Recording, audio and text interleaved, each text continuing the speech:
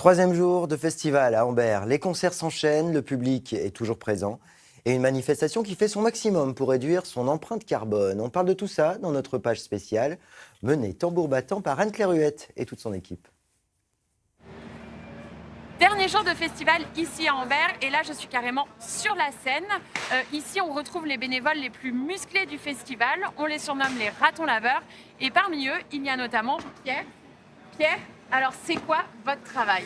Alors nous notre rôle c'est d'aller récupérer les caisses et tous les décors de la scène pour les artistes qui sont dans les camions qui sont situés à quai derrière. On les amène sur plateau et après en fonction des endroits où ça se positionne, on aide les techniciens, les professionnels. Eh ben merci Pierre, parce que c'est grâce à vous qu'on a pu passer une bonne soirée hier soir. On vous la raconte tout de suite dans ce reportage. En une chanson, voilà un condensé de l'esprit d'Ambert. Le jeune prodige Riles rappe, accompagné d'une dizaine de joueurs de taïko, des tambours traditionnels venus du pays du soleil levant. Une performance inédite. Un peu plus tôt, c'est le chanteur Ben Mazué qui a touché les cœurs des festivaliers. Faut la mener cette guerre, même si tu la perds, même si tu la termines, même si c'est la paix.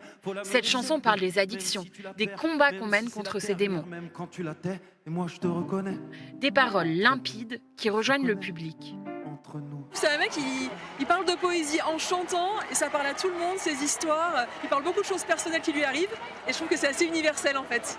Mais sache que tu n'y arriveras pas sans tâche. Ah, non, tu n'y arriveras pas sans que ça te voie. Ouais, tu n'y arriveras pas sans. C'était incroyable. Je pense que c'est surtout Cindy qui a plus de voix qui pourra témoigner. Tous ces albums, c'est des séances de psycho gratuites. Puis moi, je suis psychologue, donc je sais de quoi je parle. Juste après, sur la petite scène, assez déçu. Beaucoup moins poétique, mais plus local, vu que le groupe est auvergnat.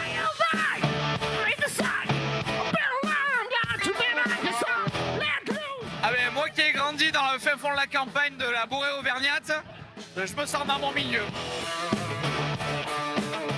Il y a 22 ans, tout est parti d'une blague. Les voici dans la cour des grands. On est avant tout des spectateurs, avant d'être des musiciens. Et donc quand on voit les affiches de ces festivals-là, on rêve d'en être. Et aujourd'hui, on y est. On est interviewé par France 3. Donc voilà, nous, c'est un petit peu comme si d'un coup on rentrait dans le truc qui nous fait rêver toute l'année. On est très fiers. Voilà. Rap, chansons françaises, rock déjanté, des styles à l'opposé qui rassemblent le temps d'une soirée un même public. Sous ce chapiteau, on va écouter de la musique savoyarde. Allez, je vous emmène.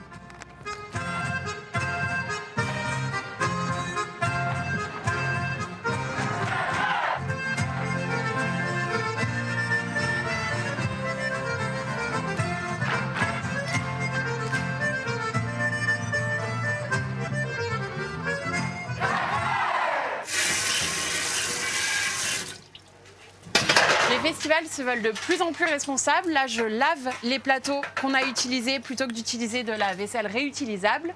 On va faire un petit tour d'horizon des autres initiatives éco-responsables avec Astrid Farbos, Héloïse Géranton et Manon Dufour.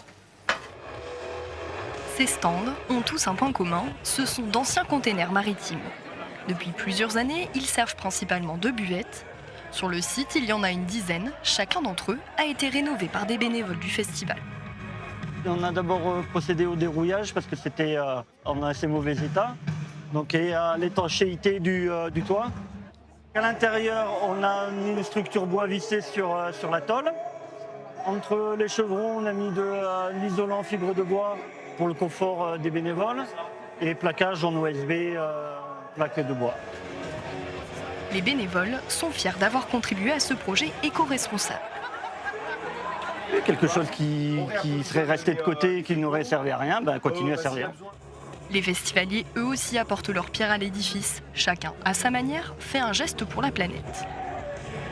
Tout le tri des déchets, c'est important. On a des poubelles qui sont mises à disposition. Donc trier les déchets, c'est vrai que c'est assez important pour l'environnement et pour conserver le lieu un petit peu immaculé et propre. On peut venir avec sa gourde aussi. Ça évite de venir tous avec sa propre bouteille. On est 7 et donc du coup on est venu à 2 voitures, on pollue moins, surtout qu'on met un petit peu la clim donc on consomme, donc moins il y a de voitures, mieux c'est. Autre initiative, cette fois-ci grandeur nature, c'est cette régie en bois de 8 mètres de haut. Des artisans locaux ou encore des lycéens du centre de formation d'Ambert ont participé à la construction de cette structure. Quant aux matériaux utilisés, c'est aussi une affaire de circuit court.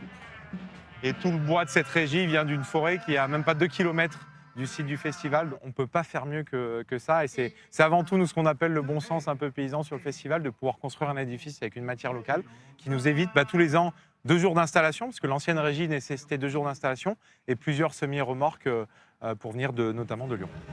Côté coulisses, l'engagement vert continue. Les déchets sont triés. Enfin, après chaque repas, la vaisselle est lavée puis réutilisée.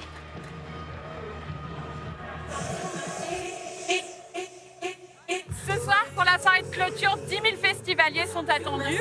Au programme, Caravan Palace, Super Parquet et surtout le célèbre DJ allemand Robin Schulz.